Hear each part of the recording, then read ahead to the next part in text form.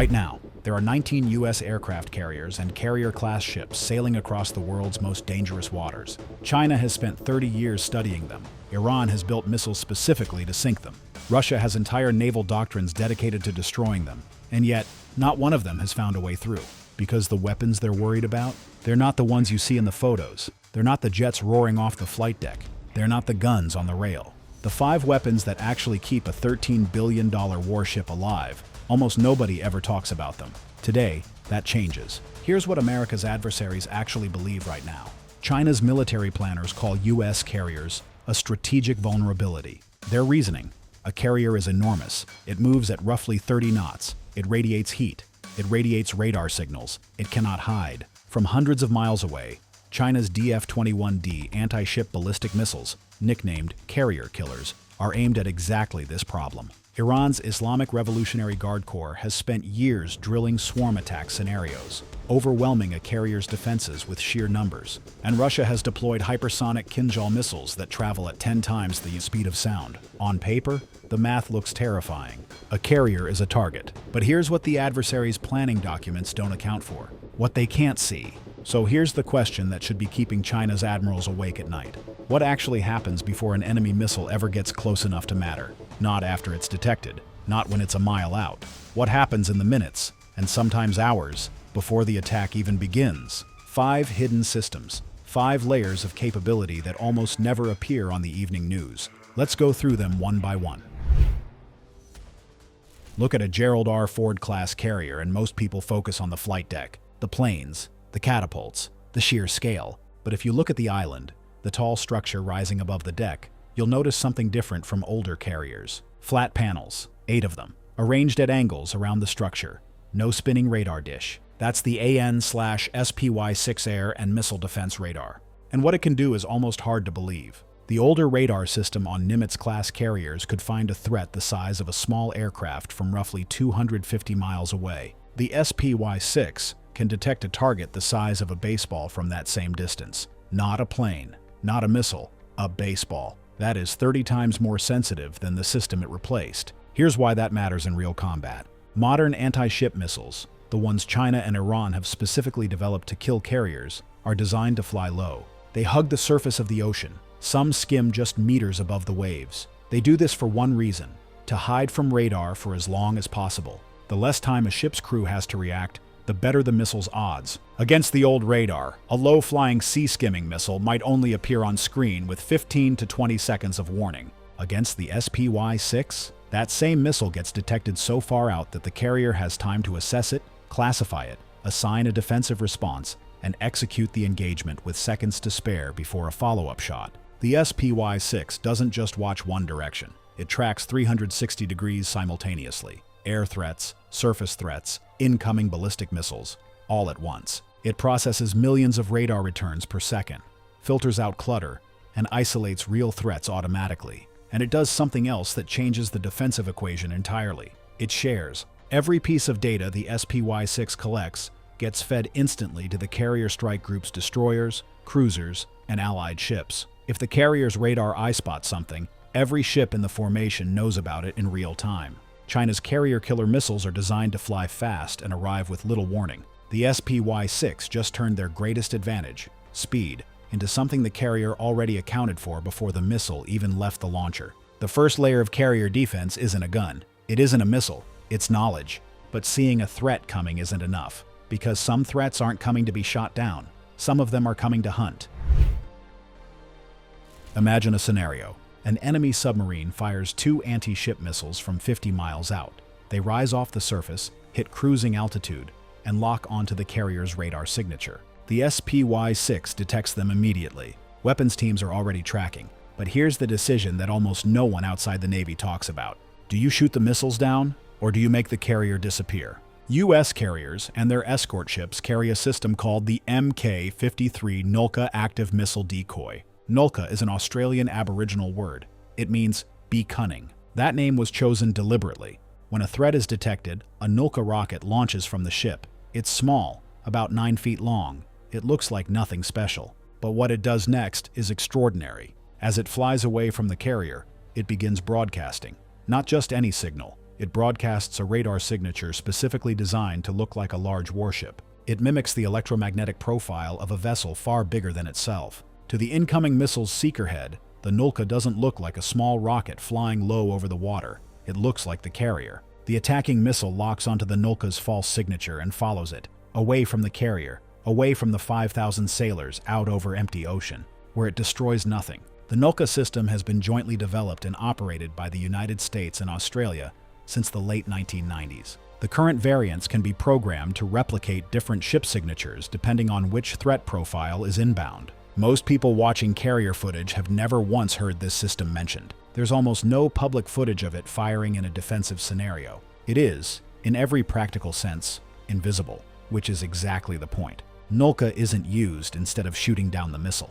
It's used alongside every other defensive layer. Fire the decoy. Force the missile to reacquire a target. Buy seconds. Use those seconds to reposition, to charge up another defensive layer, to prepare a kill shot. Every second an enemy missile spends chasing a ghost is a second the carrier's crew uses to end the threat permanently. Here's a question for you, and think about this for a second. If you were designing a defensive system for a $13 billion warship, would you rather shoot down every incoming missile, or make the ship disappear before the missile ever locks on? Drop your answer in the comments. Shoot it down or ghost the attacker. I read every single response. Everything we've talked about so far happens at the carrier. The radar watching, the decoy flying. But there's a third layer, and it operates hundreds of miles away from the ship. And its job isn't to protect the carrier. Its job is to blind the enemy entirely before the attack even starts. The EA-18G Growler is a carrier-based electronic warfare aircraft. From the outside, it looks almost identical to an FA-18 Super Hornet. But instead of bombs and missiles under its wings, the Growler carries jamming pods, now being upgraded to the next-generation jammer, NGJ. Every modern military radar, missile guidance system, and communication network operates on specific radio frequencies. Ground-based air defense systems, the kind protecting enemy airfields, ports, and fleet headquarters, use radar to find incoming aircraft. Without that radar, they're functionally blind. The Growler's jamming systems flood those frequencies with noise, powerful, precisely targeted electromagnetic interference that overwhelms enemy sensors. An air defense operator watching their screen sees nothing useful, just static. The next generation jammer takes this to an entirely different level. Where older jamming systems worked on a limited frequency range, the NGJ uses gallium nitride technology to cover a dramatically wider spectrum simultaneously. It can jam multiple radar types, anti-ship missile guidance systems, fighter jet radars, surface-to-air missile networks, all at once. It can also target individual emitters with surgical precision. Instead of flooding a whole area, it can reach out and shut down one specific radar installation while leaving others temporarily visible, creating false confidence in the enemy's situational picture. Here's the strategic implication. A carrier operating in the South China Sea sends Growlers ahead of any strike package, before the first F-35 ever launches. Before any ship fires a missile, the Growlers go out, and the enemy's entire radar picture goes dark. They don't know where the carrier is. They don't know what's coming, and they can't coordinate a counterattack on a target they can't see. The EA-18G Growler is the only carrier-capable, dedicated electronic warfare aircraft flying in the world today. China doesn't have an equivalent. Russia doesn't operate it from carriers. Hit the like button if this is giving you a different perspective on what a carrier actually is. Over 90% of people watching right now aren't subscribed. It takes 2 seconds. Hit subscribe, and let's keep going. Everything we've covered so far deals with one dimension: the air, missiles, drones, aircraft. But there's a second battlefield that almost never gets discussed when people talk about carrier defense. It's not above the carrier, it's below it. The greatest single threat to an aircraft carrier during the Cold War wasn't a missile, it was a Soviet submarine, and that threat hasn't gone away. China currently operates the world's largest submarine fleet, over 60 vessels, including nuclear-powered attack submarines capable of launching anti-ship missiles from beneath the surface. Their Type 093 and Type 095 boats are specifically designed to stalk carrier strike groups. A torpedo strike from below is catastrophic in a way an air-launched missile rarely is. Missiles hit the hull from outside. A torpedo detonates underneath the ship in the water column beneath the keel. The force of that explosion bends the hull in ways that can break a ship in half. So how does a carrier defend against something it cannot see? The SQQ-89 multifunction sonar system is the Carrier Strike Group's underwater detection network. It integrates multiple sonar sources simultaneously: hull-mounted sonar, towed array sonar deployed behind escort ships, and sonobuoys dropped by helicopters operating up to 50 miles from the carrier. It listens constantly for the sound of propellers, for the acoustic signature of a submarine's machinery, for the faint pressure wave of a vessel maneuvering at depth. Modern submarines are extraordinarily quiet. The SQQ-89 suite uses digital signal processing to separate submarine sounds from ocean background noise, wave action, marine life, shipping traffic, and identify contact signatures with enough confidence to act. But detecting a submarine is only half the equation. The answer to a submarine contact is the ASROC, anti-submarine rocket. When escort destroyers get a confirmed submarine contact, ASROC launches from the ship's deck. Instead of a warhead, the rocket carries a Mark 54 lightweight torpedo. The rocket flies to the predicted location of the submarine. The torpedo separates, enters the water, and begins its own terminal guidance phase, actively hunting the contact. The enemy submarine has seconds to react. Carrier Strike Group helicopters, SH-60 Seahawks, extend this capability dramatically further. Each helicopter can drop sonobuoys, hover and dip its own sonar into the water, and carry 2 Mark 54 torpedoes. Multiple helicopters operating in coordinated patterns can screen a bubble of water dozens of miles across. Most people who think about carrier vulnerabilities think about missiles coming in from the horizon. Almost nobody thinks about what's coming from 200 feet below the surface. The carrier does. Before watching this video, did you know underwater submarine defense was part of a carrier's hidden weapon systems? Most people don't. Let me know below. I'm genuinely curious how many people this surprised. We've talked about systems that see farther, systems that deceive, systems that blind, systems that hunt below the surface. The fifth hidden weapon doesn't fight at all, and yet it may change the entire strategic calculus of how U.S. carriers threaten their adversaries more than anything else on this list. The MQ-25A Stingray is the U.S. Navy's first operational carrier-based autonomous drone. On its surface, its job sounds simple: aerial refueling. The Stingray launches from the carrier, flies out ahead of a strike package, and transfers fuel to F-35s and Super Hornets, extending their range. But here's what that actually means in practice. An F-A-18 Super Hornet operating without aerial refueling has a combat radius of roughly 450 miles from the carrier. That means the carrier itself has to be within 450 miles of whatever it's trying to hit or threaten. 450 miles. China's DF-21D carrier killer missile has a range of over 900 miles. This is the core challenge the U.S. Navy has faced for a decade. The threat can reach farther than the carrier's own aircraft can strike. The Stingray changes this equation fundamentally.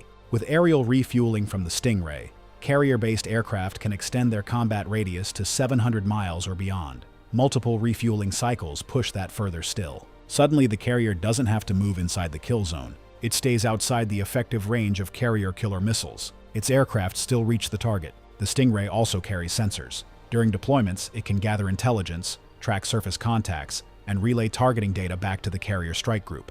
The Navy's Boeing-built MQ-25A completed its first deck-based launch, flight, and recovery aboard a carrier in 2021. By 2025, developmental testing had progressed to operational integration with carrier air wings. This aircraft is real. It is flying. Here's the detail that doesn't get enough attention. The Stingray is autonomous. No pilot, no remote operator. A carrier can launch a Stingray with almost no drain on its human crew resources, extend the reach of its entire air wing, and pull it back to the deck, all while the pilots rest, brief, and prepare for the actual mission. Adversaries who built their entire anti-carrier doctrine around the assumption that carriers need to come close to project power, that doctrine is now obsolete. Here's the thing about a U.S. aircraft carrier that most people fundamentally misunderstand. It is not a target. It is a system. The SPY-6 radar sees threats at distances that make the carrier's enemies feel naked before they fire, before they maneuver, before they even begin to coordinate. The Nulka Decoy answers the missiles that do launch, not with firepower, but with misdirection. The carrier becomes a ghost. The EA-18G Growlers go out ahead, and the enemy's entire sensor network goes dark. No radar, no guidance, no picture. Below the surface, the Sonar Suite and ASROC armed escorts create an underwater barrier that submarines must penetrate before they ever get into firing position. And the MQ-25A Stingray pushes the carrier's lethal reach hundreds of miles further, keeping the ship itself outside the kill zone while its aircraft still strike with full effect. 5 systems, 5 layers. None of them look like weapons in the traditional sense, but together, coordinated, layered, continuously upgraded, they are the reason the most powerful naval fleets in the world haven't found a way through. The men and women operating these systems stand watch around the clock, in the South China Sea, in the Persian Gulf, in the North Atlantic. They don't get press conferences about the Nulka system. They don't get headlines about the sonar contacts they've quietly tracked and neutralized. They just stay between the threat and the answer. And so far, the answer has held. But this is only where the technology stands today. The Navy is already testing solid-state laser weapons capable of destroying drone swarms at the speed of light. Literally. Autonomous underwater vehicles are being developed to extend the sonar screen further than any surface ship can reach. AI-driven battle management systems are moving toward the point where the entire defensive engagement, detect, classify, assign, fire, happens in milliseconds without human input. The carrier of 2035 will carry hidden weapons that make everything on this list look simple. The arms race is accelerating, and America's carriers are not standing still. If this gave you a different picture of what's actually protecting a U.S. aircraft carrier, a perspective the evening news almost never covers, hit the like button and subscribe so you don't miss the next one. We're covering something most military analysts still get wrong about how the U.S. Carrier Strike Group operates in a real peer conflict scenario. That video is coming soon. Don't miss it.